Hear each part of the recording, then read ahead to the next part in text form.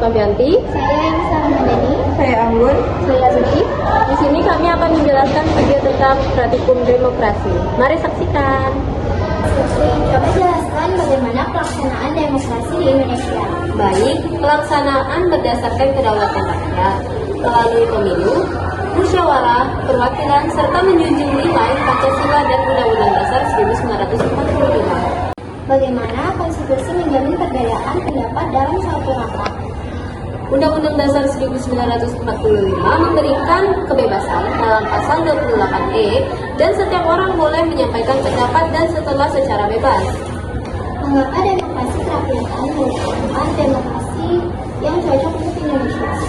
Karena sesuai budaya musyawarah, gotong royong, serta cocok untuk negara yang beragama suku, budaya, dan agama. Menurut kamu, bagaimana pemberlakuan demokrasi di Indonesia? Menurutku sudah cukup baik karena ada pemilu langsung dan kebebasan pendapat, tetapi masih perlu perbaikan seperti mengurangi politik uang. Apa dampak amandemen terhadap kehidupan kita sebagai bangsa? Membarat demokrasi lebih terbuka, pemilih lebih adil, lembaga negara lebih jelas, dan perlindungan HAM lebih kuat. Apa saja syarat yang harus dipenuhi untuk dapat mengamandemen Undang-Undang Dasar Negara Republik Indonesia 1945? Syaratnya 1/3 anggota MPR mengusulkan sidang di akhir.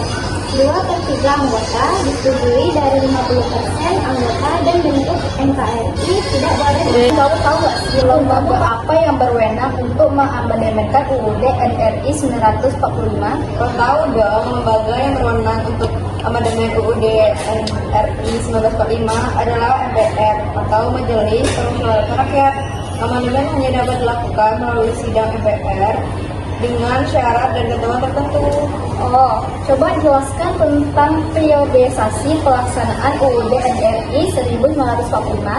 Aku cuma tahu 3 nih. Nah, yang pertama itu ada periode 18 Agustus 1945 sampai 27 Desember 1945. UUD 1945 berlaku pertama kali setelah Indonesia merdeka. Yang kedua itu 27 Desember 1949 sampai 17 Agustus 1950. UUD 1945 diganti menjadi konstitusional RIS.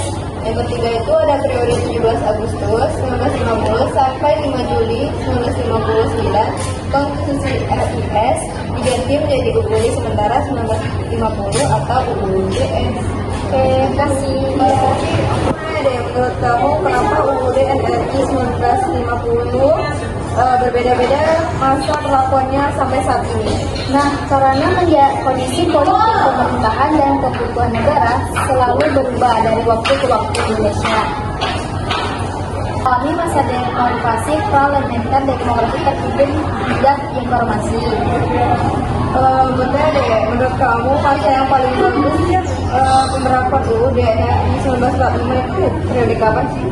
Oh, karena boleh bersifat pendapat pribadi. Contohnya periode yang paling bagus adalah masa setelah amandemen 2002 atau sekarang karena lebih demokratis, kekuasaan presiden dibatasi, pemilihan umum dilakukan secara langsung dan HAM atau hak asasi manusia lebih dijamin dalam konstitusi. Baiklah, sekian video dari saya akhiri. Wassalamualaikum